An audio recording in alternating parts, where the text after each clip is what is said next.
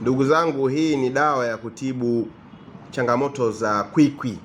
Kama unasumbuliwa na kwikwi na vichomi, hii dawa ya kutibu changamoto za kwikwi na vichomi. Je, hii dawa inatibu magonjwa gani mengine? Hii dawa inatibu magonjwa gani mengine?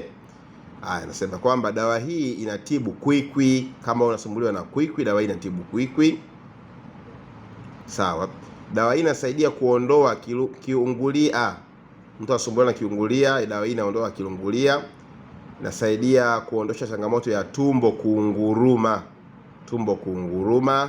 Inasaidia kuondosha changamoto ya tumbo kujaa gesi, kuondoa vichomi na kusaidia kuondoa maumivu ya mapafu.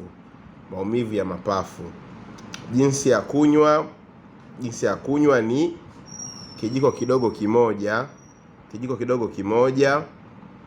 kidogo kwenye maji ya moto kutwa mara 2. Kwa hiyo dawa ni dawa nzuri kabisa, kama unavyoiona hapa, na dozi ni chupa mbili. Kama tatizo ni sugu, dozi chupa 4.